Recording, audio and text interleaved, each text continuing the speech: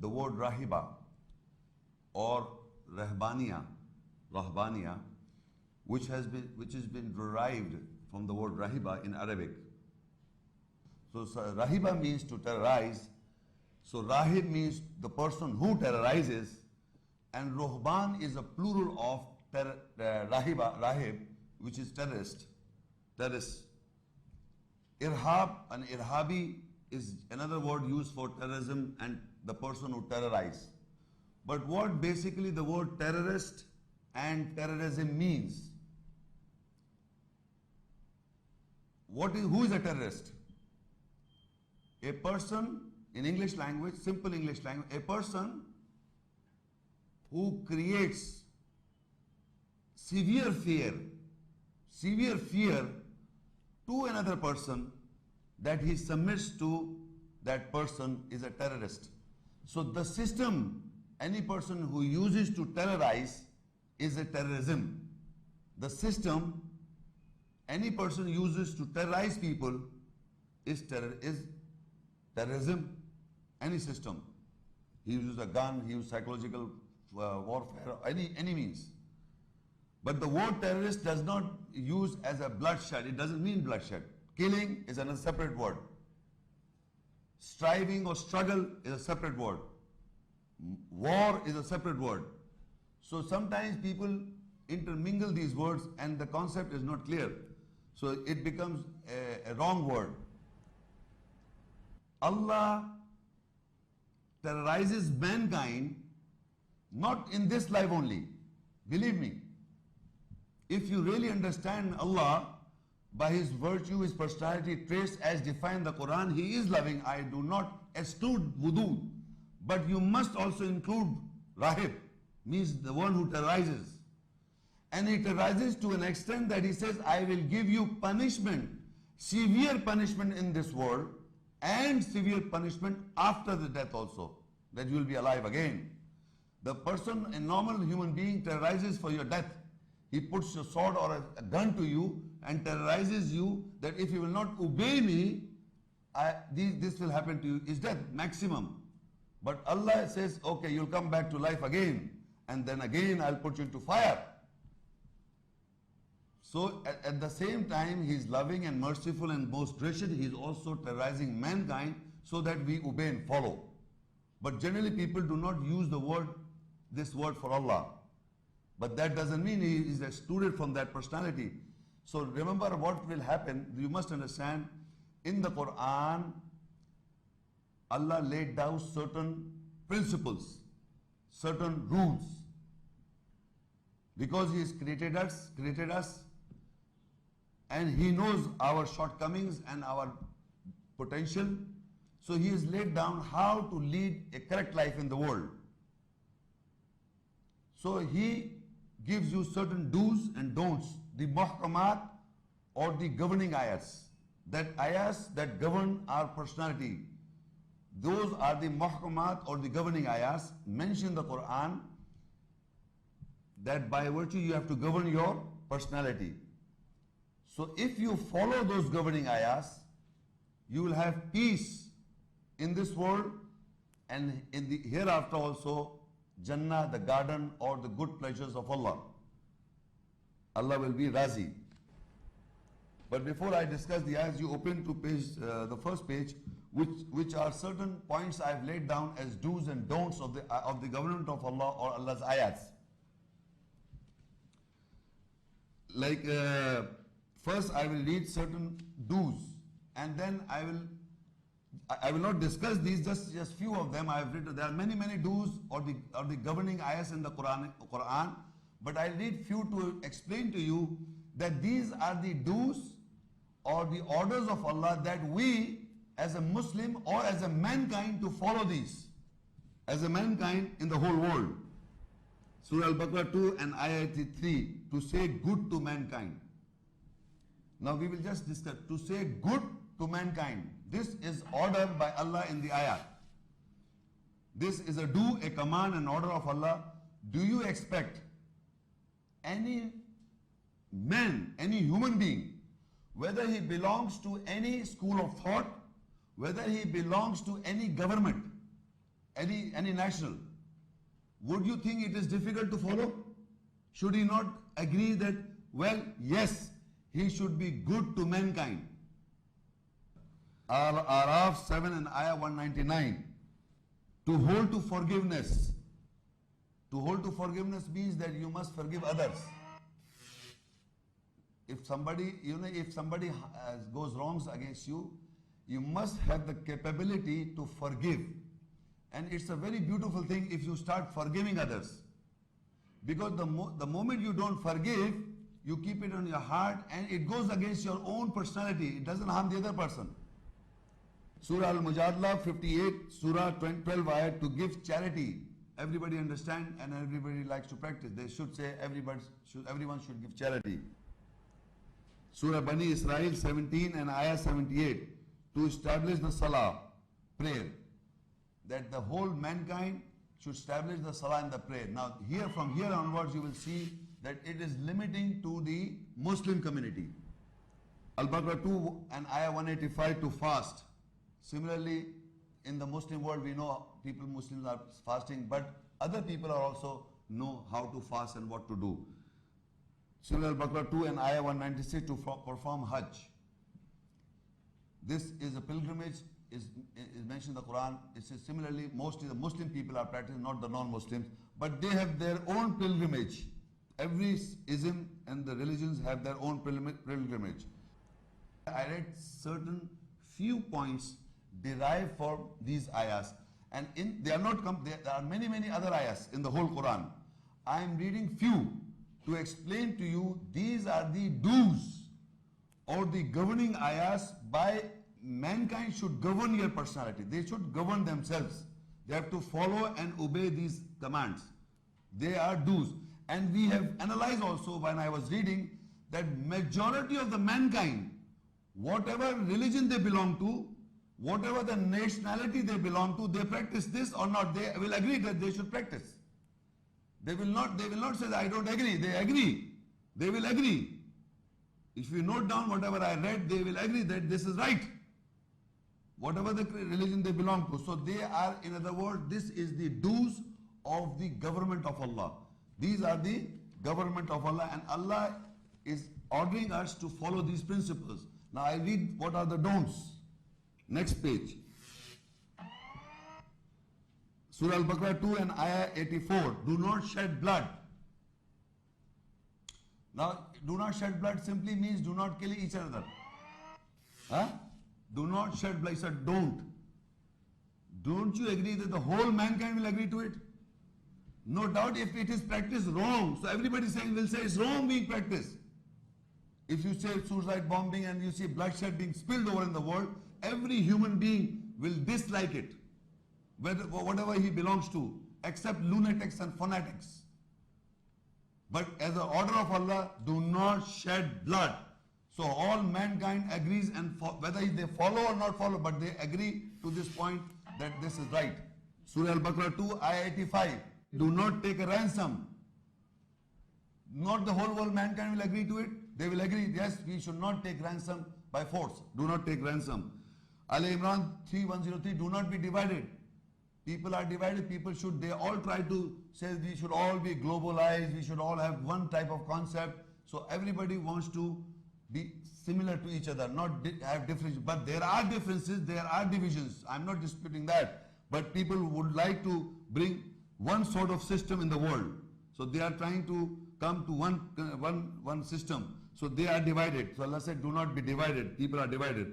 Al-Imran 3:135, do not persist in wrong knowingly. If you know the truth of anything, so you should not persist in wrong knowingly. You know it and you still persist in wrong. Don't you think it's the right thing to do so? Yes, everybody will agree, yes, we should do and practice the right. If you know the truth, then you should not persist on the wrong. They know this. So similarly, An-Nisa 4:29, do not eat wealth with falsehood. Everybody said, do not eat wealth with falsehood. I am reading this to explain to you that this is right, this is a do, that we must not do this. But people are doing, we are not discussing we are doing or not. This is a don't, that you must not do this. So everybody will agree. I am not saying they are practicing. Maybe some people are practicing whether they are Muslims or the non-Muslim, but the basically point I'm making is this is a don't of the ayahs of the Quran or in the government, he must not do this. So this he must not do. Do not rob. You understand? We should not rob. Nobody should rob. Do not intoxicate and gamble. You should not drink and get drunkards. It's everybody, the people in the whole world are drinking. They say it's legal in other countries. People get drunkards, then they put fine on you. They put you into jail if you are a drunkard or driving a car. Or if you were drunk and you misbehave with your children or your wife or whatever the situation is, you are put behind the bars. So that way it is giving a loss to mankind. So drinking is not, should be prohibited. It should be prohibited. It should not intoxicate. People should not drink. So they are getting problems in the world if they are not obeying this. Al-Araf 7:33, do not commit adultery, homosexuality, lesbianism. Al-Isra 17:32, do not come near to fornication. Al-Isra 7:26, do not be spendthrift. You should not spend unnecessarily. Al-Isra 17:29, do not be miser also. You should not be very miser also. This is also mentioned in the Quran. Do not kill your children. Al-Isra 7:31, do not kill your children. Al-Isra 17:33, do not commit suicide. Al-Isra 17:34, do not come near to orphans' wealth. Do not eat the orphans' wealth, in other words. Then Al-Isra 17:36, do not pursue without knowledge. Which you do not have knowledge, you do not pursue on that. This is also a don't of Allah's ayahs. Al-Isra 17:37, do not walk on earth merrily without serious life. Just happy-go-lucky fellow, non-serious man. An-Nur 24:19, do not publish pornography or broadcast pornography. It's wrong. Luqman 31:18, do not be proud. Wrong. Al-Hujurat 49:11, do not be sarcastic and do not give bad ill names, nicknames, bad names. Al-Hujurat 49:12, do not have suspicion and do not backbite. What I am reading is everybody understands whether what religion you belong to, whatever the label you put on you, whatever the nationality you are. Do not eat pork. That may be debatable. Do not serve anyone beside Allah other than Allah. Debatable. Do not have partners with Allah. Debatable. But generally, I read you few do's and don'ts to emphasize one point. That these are the do's and the don'ts of the government of Allah. And Allah is terrorizing, not only terrorizing, He is also loving also, but He is making sure that you follow these do's and don'ts, so you submit to it. You should be terrorized by Allah. Listen to my words. You should be terrorized by Allah. Then only you can follow. Allah in the ayahs, Quran, and I will read you in the ayahs, He terrorizes mankind and He makes sure that you submit to me, means you become a Muslim, so that you attain Islam, peace to you. If you will not do so, He will give punishment in this world and the hereafter. If you are not terrorized by Allah, you will never follow Allah's religion. Never. Because your ego is too much, too big to follow Allah. You think you're about yourself too much. You submit to others because you think I can take the benefit from this guy, I can take the benefit from this guy. So you are submitting to each other for your own desires and vain desires. But to Allah, if you submit, believe me, then only you can follow Allah's judgment. You can submit to Allah if you are terrorized by Allah. Allah is only merciful after you are terrorized and obey His commands. Otherwise, not merciful. He is not forgiving. He only forgives. He is only most gracious and merciful after you are terrorized and you submit to Allah's judgment. Then only you can follow Allah, and then you can see Allah is Rahim, Allah is Ghafur Rahim. He is oft forgiving, most merciful. After you are terrorized and you submit. Otherwise, He makes sure that He give you punishment in this world and on the last year as well. So He is terrorist. You must understand in this context. And these do's and the don'ts I read are not the complete do's and the don'ts. They are little few words. This is the whole, they are not, in general people, there are only 5 principles. Salah, Zakah, Wahdaniyat, Hajj, and these 5 pillars of Islam. There are so many pillars Not 5, many pillars that you have to obey them, you have to follow them, you have to make sure, keep in your mind all the time. And you have, first of all, you have to be terrorized by Allah. Only if you are terrorized, then only you can follow, otherwise you will not follow. So this system was given to you by Allah in the ayahs that I read, the references that I read. Now we'll see in the Quran also how in the ayahs of Allah, how it happens and what happens in the ayahs, what we have understood. Now how it will happen, you read, I read you first. Now we'll discuss the whole system by the Quranic ayahs. Surah Al Imran 3 and ayah 19. Inna ad-deena inda Allahi al-Islam وَمَا اخْتَلَفَ الَّذِينَ أُوتُوا الْكِتَابَ إِلَّا مِنْ بَعْدِ مَا جَاءَهُمُ الْعِلْمُ بَغْيًا بَيْنَهُمْ وَمَنْ يَكْفُرْ بِآيَاتِ اللَّهِ فَإِنَّ اللَّهَ سَرِيعُ الْحِسَابِ. Surely ad-deen, the judgment in the nearness of Allah, is al-Islam, to attain peace. And those who were given the book did not differ except to wrong each other after the knowledge came to them. And whosoever rejects the signs and the ayahs of Allah, surely Allah is quick in taking account.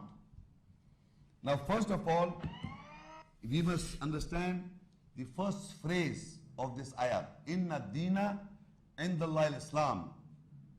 The judgment in the nearness of Allah is al-Islam, to attain peace. This little phrase explains to you that the judgment, there are many judgments or the do's and the don'ts or the governing ayahs in the Quran. And lay down the whole ayahs. So that judgment is a final decision by Allah, laid down in the ayahs. You have to listen to it. The do's I was reciting, you listen to it, it makes sense to you, it makes sense to you, you have to submit to it. So that is the judgment of Allah to attain peace, Islam. You can only attain Islam or peace, you can attain peace, Islam, if you obey those do's that I read. And you obey those don'ts that I read. If you obey and follow those do's and the don'ts, that is the judgment in the nearness of Allah, is to attain peace, Islam. You and we can attain peace, Islam, salam, peace, if you follow those do's and don'ts laid down in the ayahs. وَمَا اخْتَلَفَ الَّذِينَ أُوتُوا الْكِتَابِ إِلَّا مِنْ بَعْدِ مَا جَاءَهُمُ الْعِلْمُ بَغْيًا بَيْنَهُمْ. And those who were given the book did not differ except to wrong each other. After they read the book, after the knowledge came to them, they did not differ in the matter that was they read from the Quran. They did not differ in it, but they differ to wrong each other, to say that you are wrong. Wronging each other, they start differing after the knowledge came to them. So the knowledge is there. After the knowledge came to them, people started differing each other because of their own desire, vain desire. They start differing each other. This is going on. So, but they did not differ in the book. They did not differ that the book says is not right. They agree to the ayahs in the book, but they differ each other. This is how. And why it says وَمَنْ يَكْفُرْ بِآيَاتِ اللَّهِ? Because they are rejecting the ayahs of Allah, says, and whoever rejects the ayahs of Allah, surely Allah is quick in taking the account. So first of all, in this ayah we have understood that the judgment laid down by Allah is Islam, to attain peace. That is the judgment. And I explained to you what are the do's and the don'ts. If there are few ayahs that I've read, references and points, and from that you have to follow those do's and those. That is the judgment of Allah, and you will attain peace. Salam, peace. And if you just point out the other person as wrong by quoting verses to each other and not practicing, you are rejecting the ayahs. Allah says, whoever rejects the ayahs of Allah, Allah will be quick in taking the account.